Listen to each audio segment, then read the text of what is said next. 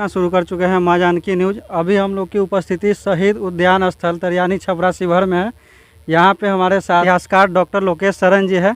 यहाँ के बारे में हम इनसे कुछ जानना चाहेंगे कि यहाँ की विशेषता और यहाँ पे जो भी अंग्रेज के टाइम में घटना घटी उसके बारे में डिटेल में बात हमको थोड़ा सा बताने की कृपा किया जाए। धन्यवाद।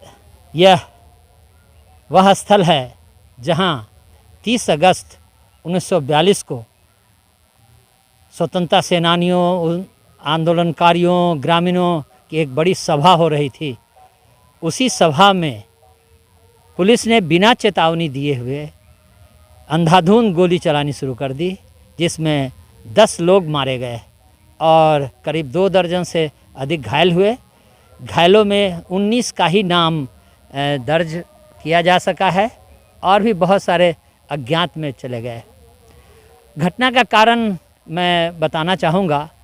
घटना का कारण यह था कि 27 अगस्त 1942 को यहाँ मारर एक पुल है थोड़े ही दूर पर यहाँ से, उस मारर पुल को आंदोलनकारियों ने तोड़ दिया था ताकि ये मुजफ्फरपुर से गाड़ियों का आवागमन होता था, सैनिकों का आवागमन होता था, कनेक्टिविटी तोड़ने के लिए।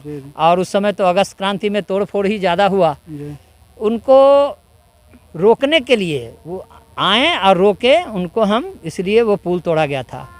उस गुस्से में, उस बदले की भावना से 27 अगस्त को 30 अगस्त को 27 तारीख को ये घटना घटी पुल तोड़ने वाली, और 30 अगस्त को बड़ी संख्या में ब्रिटिश पुलिस यहाँ आधम की और यहाँ पर इसी जगह बांध के किनारे, वो बांध है, बांध के किनारे ही मीटिंग हो रही थी।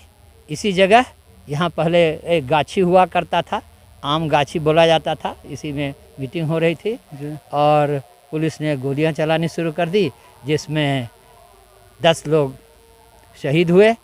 उन दिनों इस स्थल की चर्चा इसकी तुलना जालियांवाला बाग कांड जो अमृतसर में हुआ था उससे इसकी तुलना की गई थी। इतने ज़्यादा लोग यहाँ घायल और हताहत हुए। बाद में डॉक्टर राजेंद्र प्रसाद, बड़े बड़े नेताओं का आगमन हुआ इस गांव में। तरियानी छपरा, तरियानी हालांकि यहाँ से 3 किलोमीटर 4 किलोमीटर की दूरी है, लेकिन ये असल में ये छपरा गांव है। छपरा गांव तरियानी छपरा ज्वाइंट बोला जाता है। ये बागमती नदी के पेट में है, बागमती नदी के बांध के किनारे है और ये इसकी महत्ता है।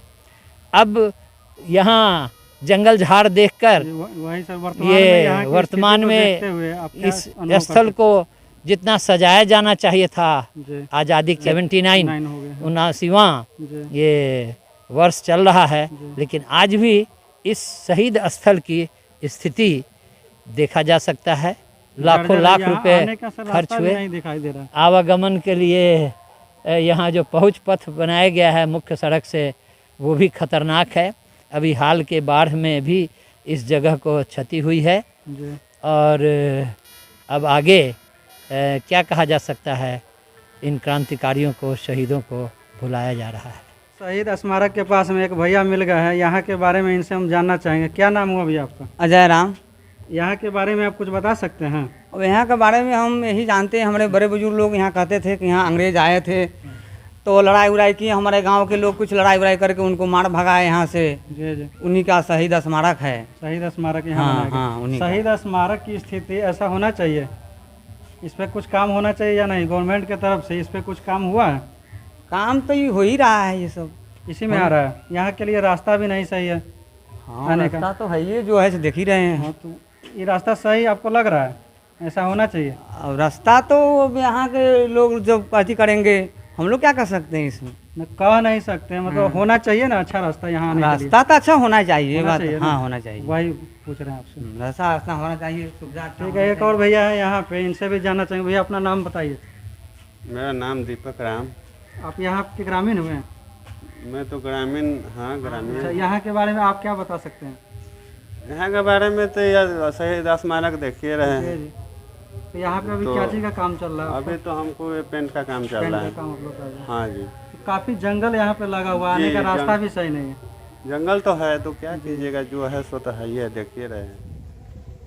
चलिए अब आप लोगों को दिखाते हैं कि शहीद स्मारक के पास मेन रोड से आने वाली सड़क का स्थिति।